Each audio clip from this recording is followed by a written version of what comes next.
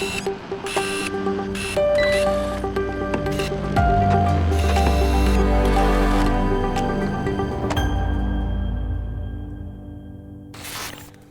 to another DirectConnect here with Archer. Today I'm joined by Steve Parker and Leonard Chamberlin, and as usual, I'm still Nick Weber.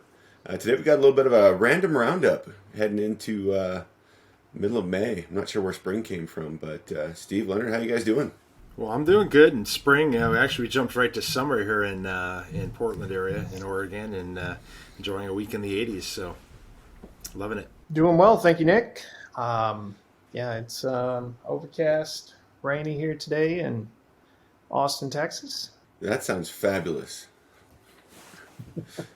This week we got a couple different things, but I want to start off with talking about some of the bigger events that hit in the last week or so with Dragos and then the ABB. Leonard, what are your takeaways? Let you kick that one off. What do you?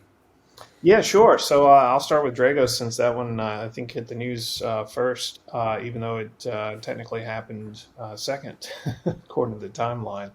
But Dragos self-reported on this, which is cool of them to share information on themselves. But essentially on May 8th, they didn't identify who. They just said a known cyber criminal group attempted and failed an extortion scheme against their company. They're reporting that no Dragos systems were breached. However, they were able to gain access to Dragos via compromising the personal email address of a new employee that was fixing to start prior to their start date, and subsequently used their personal information to impersonate the new hire and accomplish initial steps in the employee onboarding process. So that's a pretty interesting avenue of attack. They're reporting that their layered security controls, that they're confident that's what prevented the threat actor from accomplishing what they believe to be their objective, which was to unleash ransomware on the Dragos network. They were also prevented from accomplishing lateral movement, escalating privileges, establishing persistent access, or making any changes to the infrastructure. They published a timeline.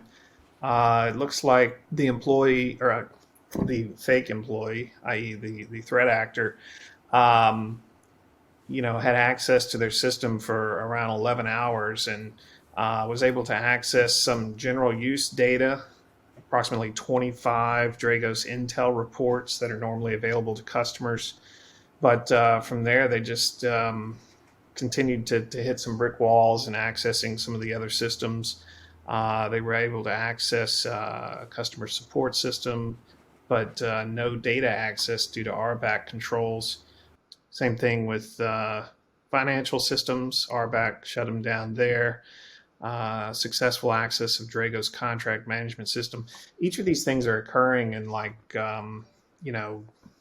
half-hour increments, 15-minute increments. The next system is targeted. So it's really interesting stepping through the timeline from that perspective. Successful access to the contract management system, unsuccessful access to RFP system due to RBAC.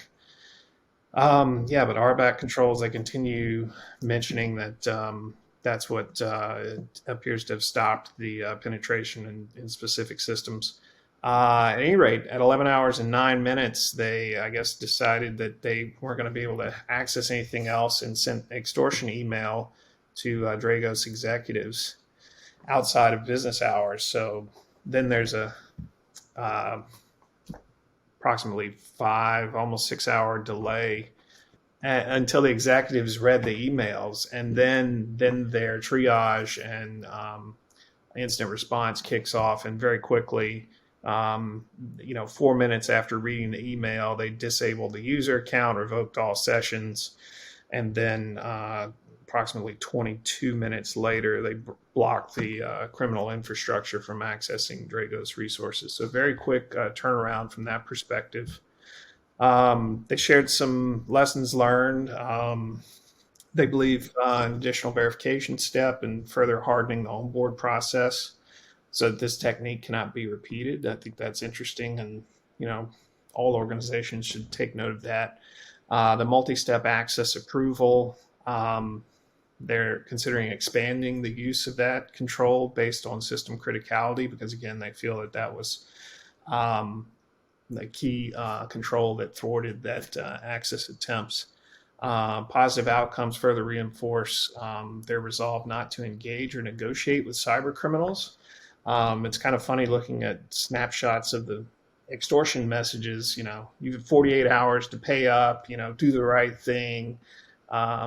Even kind of harassing family members was what it looked like from some of the executive snapshots that they shared. And then finally, their verbose system activity logs enabled that rapid triage and containment of the event. So yeah, multi-factor authentication, logging, scrutinizing emails for typical phishing triggers, separation of duties, least privilege. All of these things really helped contribute to Dragos and their ability to quickly contain that once they were aware of what was going on. I know I saw some screenshots of the executive threats and kept coming back to the quote from Dodgeball. It's a bold strategy, Cotton. I'm not sure I'd go that hard at someone like Dragos. Yep. Somebody's brave. But definitely lessons learned, particularly on that onboarding piece. In a time where we may not see employees until they've been working for us for a while. I know, Steve, you've been around that remote space for quite a while now. Is that something you'd ever considered, whether Archer, EnergySec, others? No, the onboarding piece was interesting, and I think that's probably a pretty common weakness, because the challenge is you don't have any source of trust with the new employee. You don't have anything existing other than there might be some biometrics from the interview if you did that in person or if you did it via a video call. But certainly it does suggest that there might be some tightening needed there. I think it's probably common for, in an onboarding, a lot of the access to get set up before the employee actually starts work. And so there could be a lesson learned there that maybe you just eat the first day and make sure that person gets in. You can, visually or in person verify that they have their credentials and multi-factor set up and it is them and not somebody else. It sounds like, they just probably had a password reset done using the person's information. And so clever attack. I don't know that I've seen something like that happen in the past, but another topic Leonard had mentioned, they mentioned their verbose application logging. And I think that's something that we probably don't see quite as common. Logins and failed logins are very commonly logged and audited, but activity within an application maybe not so much. So it sounds like they might have had maybe more robust logs than might be common. So that could be a takeaway for a lot of people. And definitely a lot to learn. The other piece, I think, is the amount of information leaked from the individual there to allow them to be compromised that way.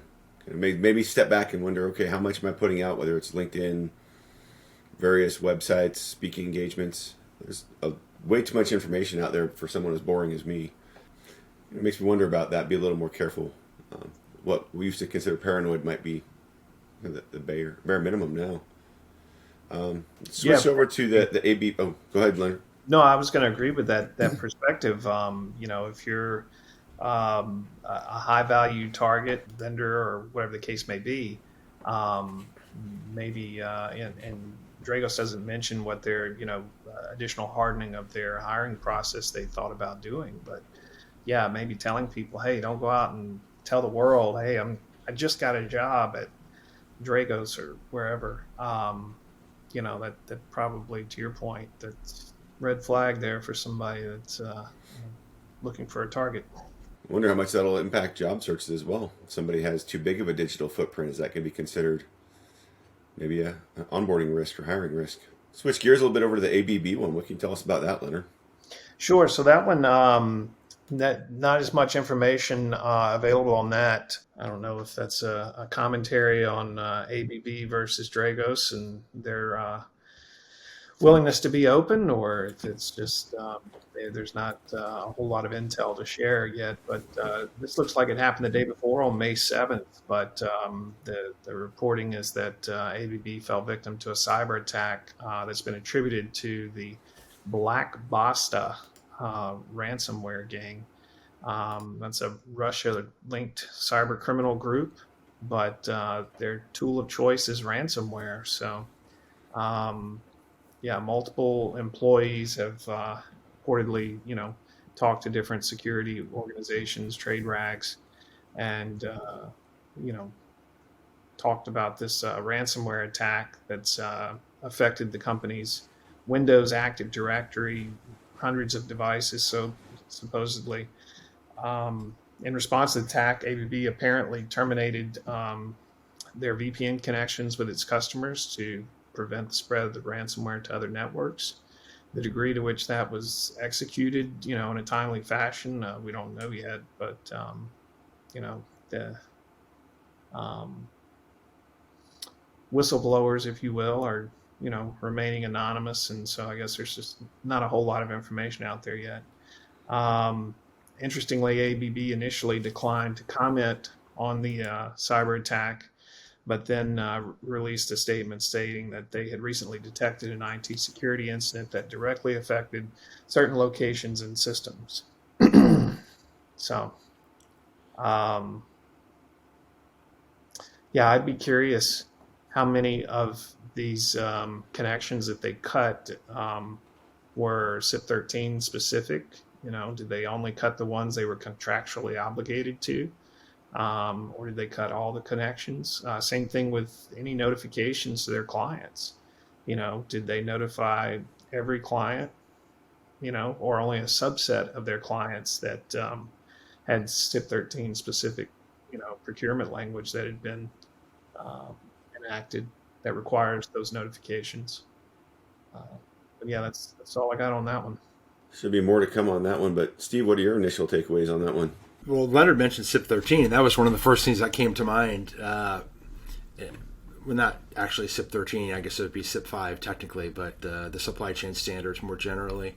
And there are, of course, requirements to be aware of your vendor connections when they're active and have the ability to cut those connections. So this is a classic case of why those standards are in there when a vendor is compromised. And I say when, not if, because everybody will get hit eventually.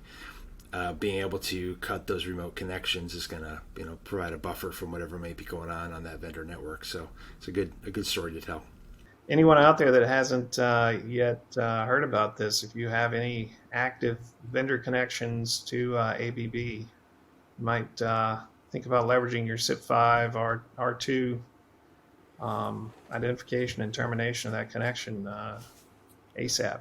I'd say when in doubt, even if you don't necessarily have that, look at the connections you do have. These things rarely happen in a vacuum. So that's kind of it for the current events, the hot topics that hit. I want to switch into kind of what are we doing for information sharing? Where are we finding this information? And then circle into kind of the events now that we're back to, I think, almost everything that was in person is in person again. But just to start off with, Leonard, let's start off with, where do you get this kind of information? Where do you get that inner circle, if you will? What are your go-to spots? Well, the Archer family is always awesome about sharing information via our internal, Slack channels. So that's how I actually found out about the Dragos incident, as well as the ABB. But there's certainly some industry specific information sharing websites, that I try to frequent. I thought all you FERC guys had like a little lapel pin that would just start to glow all of a sudden. You went to a secret website. We get called into the skiff for a top secret, not secret meeting. The top secret one where they tell you everything from the headlines? Yeah, exactly. Steve, what about you? Where do you see a value in getting plugged in or really making sure you're active these days? Yeah, well, fundamentally, from an information sharing perspective, the best sources are always your peers in industry. Just talking to people that are working in the business, and really, I try to get in-person meetings where I can. That's like going to events, being able to have those hallway conversations is great because in-person, face-to-face, people tend to tell you things that they would not say on a meeting online, and maybe not even in a one-on-one phone call. So that's great for keeping tabs on the trends and what's going on from a headline perspective. Obviously, there's various news sources that'll dump the headlines out there, but as you know, I'm a little biased because I'm affiliated with EnergySec, and I rely on some of the EnergySec staff to keep me up on what's going on, particularly in the world of NERC. Their newsletter, and being able to reach out to a staff member and say, hey, what's the status of this particular effort? There's a lot going on right now in the compliance world, and it's impossible to keep up. So I like having that resource available to me. But in terms of events, obviously the EnergySec Summit every summer. I'm looking forward to getting back down to Disney in July and attending that. Actually, next week I will be in Kansas City for the NRECA Cyberattack conference. I have a 30-minute speaking slot there. I'll be hopefully dishing out some wisdom, and not foolishness. We'll see what we say there. But looking forward to seeing some of my friends from the cooperative space and connecting and touching base back there. And later out in the year, I think keeping an eye on the API conference, which is in November, to reconnect with some of those connections in the oil and gas sector. Len, what kind of events you have on the calendar so far for the rest of the year? I'm not as in demand as Mr. Parker is for speaking Yet. engagements. So I'm hearing there is you're available. yeah, exactly. No, I definitely plan to be attending the EnergySec Summit, the API in the fall, WEX conference as well. Again, the return to in-person events is great. Now, if we can just get everybody to stop wearing their masks, right? I would say I went to the WCAF NATF one a couple weeks ago, and I don't think I saw any masks in the room. So lots of free-flowing discussion. I think everybody was pretty happy to be together to actually share some of the things. A lot of the things that nobody wants to say out loud were kind of hushed and whispered, kind of around audit approaches. And I don't want to sell anybody out, but Yeah. I think the only ones worried about going too hard right now are the regions and NERC. But No, I'm looking forward to EnergySec. That's be a fun one.